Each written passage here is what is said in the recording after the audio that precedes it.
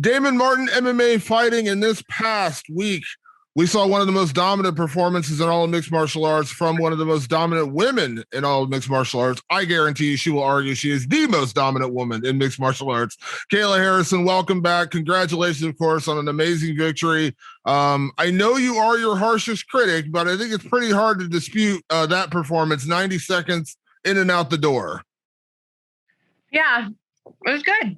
I mean, the head kick missed though, didn't it? So that's unacceptable, but I'm going to go back to the gym and keep working. I knew you'd pick something. I knew you'd find something to pick apart in that when you missed the head kick. I knew you had to find something. Not only did I miss the head kick, but after I threw the head kick, I stood there like stock still, even though I've been told a million times by my coaches, hey, after you throw something, be ready. And it was like slow-mo. I threw the head kick. I saw her like matrix it. I saw her come back and I just stood there like, darn it, that missed. And then she went pop jab. And I was like, son of a, okay, move, Kayla. Anyway. Well, it was obviously a very dominant performance from then on out. You took her down, bludgeoned her with punches, and it was over pretty quick. And obviously that's the goal every single time.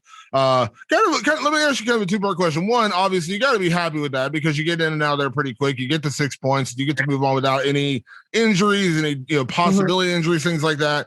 But then also you are, and I know I joke, but it's all serious, that you are kind of your own worst critic in terms of always picking something apart. But I imagine that keeps you humble, right? Like when you go, even a 90-second fight, you're finding something to work on.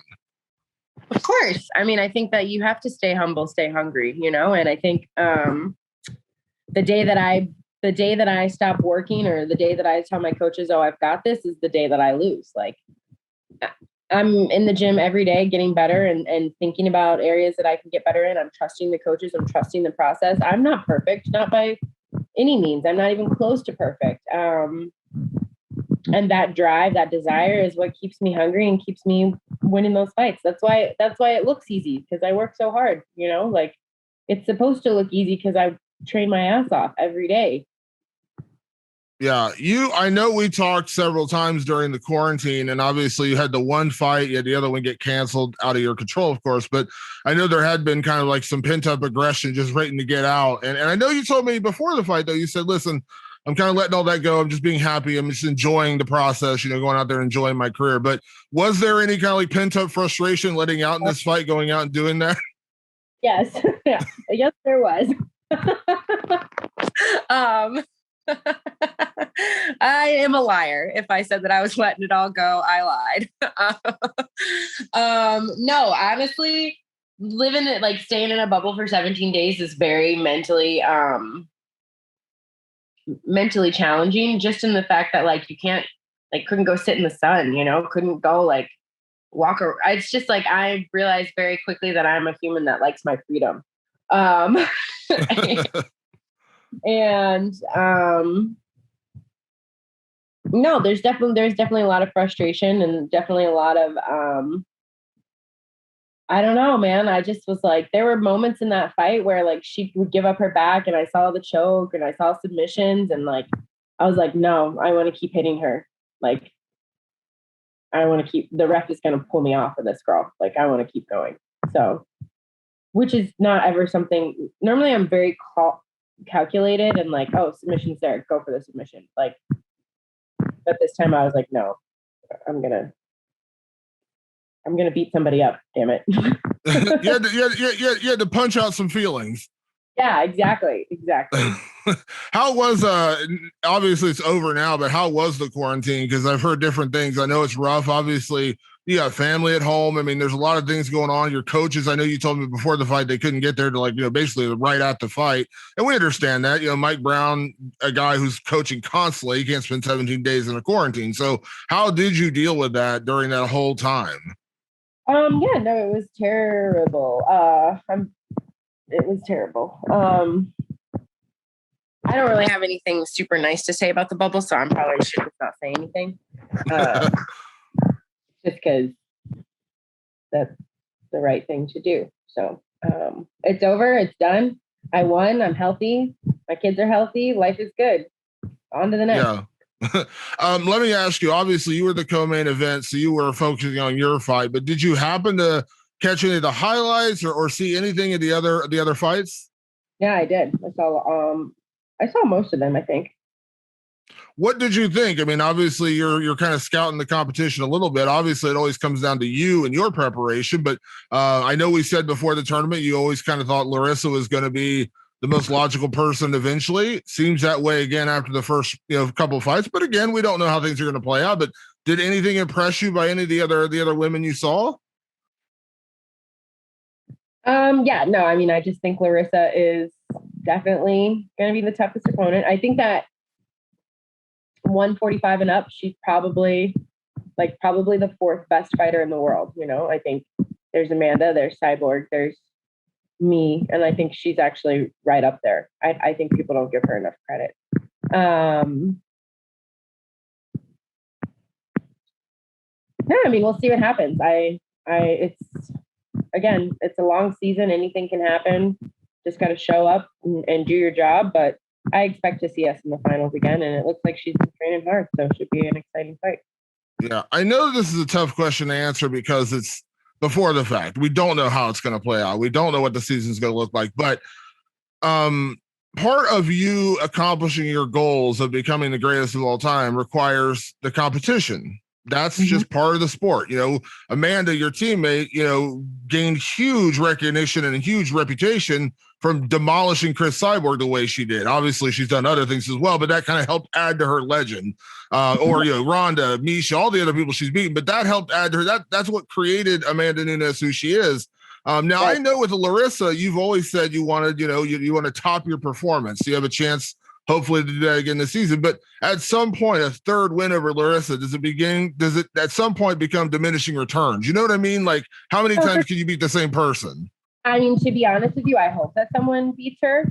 Like, not because I don't like, I mean, I think I wish her the best and everything, but obviously from my selfish reasonings, like I would like to fight different competition. Like I would like to fight someone else and continue to challenge myself and grow.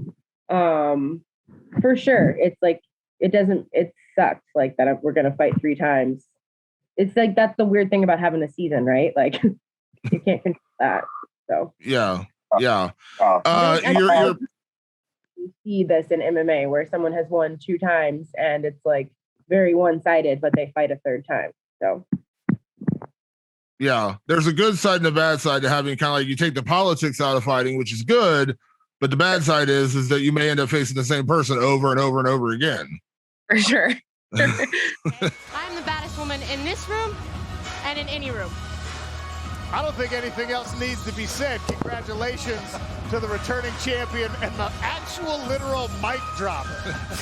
So you had what I would like to call a mic drop moment on after your fight last week with your post-fight interview. Now, when we did our pre-fight interview, and I know you do a lot of pre-fight interviews, but I remember you laughed when I said this. I said, I'm not even going to bring up, we did an entire 20-minute interview. And I didn't bring up Amanda Nunes once. I was like going out of my way not to mention that because it was very impressive.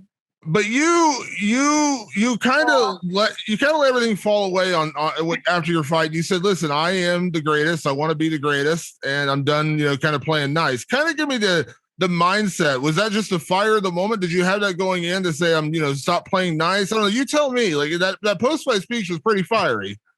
Thanks. Yeah, no, I mean, it's just like kind of probably like the perfect storm of things happening and like just in my life. But I just really, this isn't a dig at anyone. This isn't like a call out to anyone. This isn't personal. This is not, has nothing to do with Amanda or anyone else, who people may think, oh, she's talking like it. This is just me making a claim to the world that I do believe in myself. And I do believe that I will go down as the greatest. I'm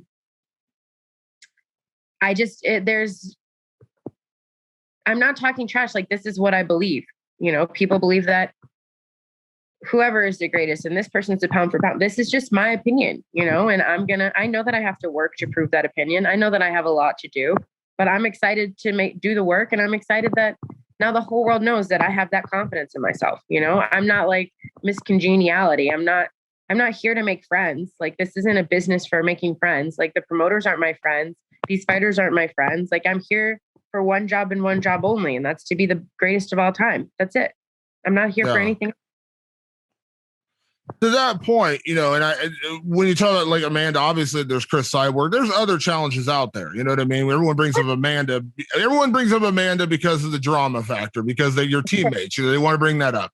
But that being said, it's not about Amanda. It's just about you, right? Like, that's kind of the point. That's exactly what I'm saying. Like, it has nothing to do with Amanda. It has nothing to do with Cris Cyborg. It has nothing to do with Clarissa Shields. It has nothing to do with, you know, people aren't saying like, oh, well, tell that to Joanna. Like, Joanna's my team. Like, it has nothing to do with Joanna. Like, this is not a personal, like, attack on anyone. This is just my personal belief in myself. Like, I mean, it's like such a, I don't know. It's almost annoying that people have to people say things to me about it. Like, it's like, oh, how dare you believe in yourself? You know, like, what the hell else am I supposed to do? Like, oh man, I suck. I'm never going to be the greatest. Like, I'm not here to be second best. That's it. Yeah. It'd be hard to believe you'd have 2 gold medals on your mantle with the option of being second best. That seems kind of crazy, right? Yes. With that being said, you know, obviously you know what needs to be done to become the greatest. Level of competition, that's the big thing. Do you feel like that's something that's going to have to be addressed after this season? And again, I don't want to, not trying to get stick at PFL, but like, do you feel like that's going to have to be addressed after this season? For sure. I do. I agree. So now, with that being said, you know what the season looks like ahead. Unfortunately, it means more quarantine. It means, you know, but you do get to stay active this year. Is that ultimately the payoff this year? Is you do get to stay active, 4 fights, make another $1 million, and just stay focused on that. And again, I know everyone's going to bring up all the other fights. And listen, after whatever the final is, I'm sure you'll be ready to fight those fighters. But right now, I imagine that's the focus, right? Exactly. I have high aspirations. I have high goals for myself, but you can't get there overnight, right? You have to take it one step at a time, one day at a time, one fight at a time. So my goal is now June 25th, go out there and still my will, kill whoever is in front of me and move on to the semis, you know, just one fight at a time. That's it. Yeah. I loved it because listen, I know ultimately, and weirdly to say this, you are a humble person. You're not like the egotistical person, but at the same time, you accomplish so much and you believe in yourself. Why wouldn't you call yourself the greatest? Like, I've never understood that. I love that when I do an interview with someone and I hear people critique and when they say, I'm going to beat this person, I'm going to finish them, whatever. And I'm like, what are they supposed to say? Like, yeah, I might lose. I think I might lose the second round. Like, what are you supposed to say? But it's, you know what it is? It's these people who never dare to be great, you know? Like, it's these people who have comments or who say things or who like want to say like, oh, you're crazy, you're this, you're that. Like, they never dare to do anything great. You know, they're very comfortable to sit where they sit and never struggle, never have hardship, never have pain, never have failure. And those people never really live. So yes, I'm going to say it because it's what I believe. And I'm going to struggle and I'm going to have pain and I'm going to have fear and I'm going to have hardship and I might have some failure, but I'm going to live, damn it. And I'm going to do it to the best of my ability. Absolutely. With that being said, the other thing I want to bring up to you real quick, and again, I don't know that we'll ever see this because of the way the future looks. I mean, literally, it's going to be our first fight. We all heard the stories. Clarissa Shields was there at your fight, and a big part of it, apparently, at least, again, this might be promotional stuff, but she was there to watch you. She wanted to see you fight. Now she's got her own debut coming up in June. She's going to be one fight into her career. I think it's far-fetched to say that you guys would be fighting anytime in the relatively near future. But do you take that as a sign of respect that people are watching you to that point? Like, again, I know you have respect for Clarissa Shields. She's a gold medalist in her own right. So I know there's respect there, right? Of course. I mean, like, we literally met at the Olympics in 2012 when we were both we were both just kids and like both had never won a gold medal. We took a picture at the opening ceremonies together and like then we both went and won gold medals, like the first for our countries, you know, like it's pretty poetic and it's pretty crazy that now she's fighting in MMA and yeah, like I think it's all good. I don't think we're gonna fight anytime soon. I just don't see that happening. I think she's very green, and like I told her, like it's a totally different world. You know, there's just so much that goes into MMA. It's like ridiculous the amount of like brain focus you need to have to not get or taken down or choked or submitted or like all of these different things. You know, it's crazy. That's why I love it so much. So yeah, I mean, I'll be watching her fight too for sure. I mean, the whole world's excited to see her debut. So, did you actually talk to her when you were at the fights? Yeah, we talked. Yeah, for sure. I saw her at the press conference, I think. Yeah. Like I said, it's funny because like you guys had that shared experience at the Olympics. You know what that goes through, and like I said, when you say things like you say, it's just like I bring up Amanda. It's not about Amanda. It's not about Cris Cyborg. It's not about Claressa. It's just about you, right? Like it's not like a dig on anybody. Not a dig on anybody. It's not about anybody but me.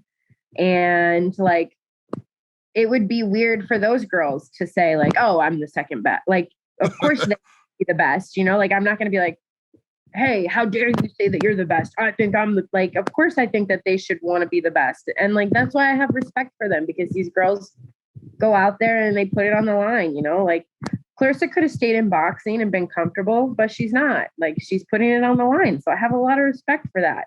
And I'm not, I mean, it just, yeah, I think I'm the best. I'm going to work really hard to prove it. Yeah. Last thing before I get you out of here, Kayla, I want to ask you this. You mentioned on your after your fight, you dropped the two words that I had a good laugh at. You said YouTube idiots. And I know, and I think we all know who you're talking about when you say YouTube idiots. And I'm not going to bring up that name, but I will say this: there's been a lot of all this, and I get it. Listen, I'm not going to fault anyone for making a payday. I've never. If you want to go fight that guy and make $1 million, good for you. I'm never going to fault you for that. But there's all that talk about you got to come to boxing, and I think it was like I think Connor said something about, or somebody said something last week about it, where they said like, why don't these guys ever want to come over to MMA? And I think we all know why. It's not a giant secret. But do you have a lot of respect for somebody like Claressa that she is stepping out of her comfort zone? I mean, listen, that's a huge deal, right? It is a huge deal. I mean, it's the scariest to get in that cage and lock the door is the scariest thing in the world. And like, I think it was Eddie Alvarez or someone said like, when you want to find out who the best basketball player in the world is, you don't have a 3-point contest, you know, you have a one-on-one game. And that's what this is. Like, if you want to find out who the best in the world is, you don't have a boxing match, you have an MMA fight.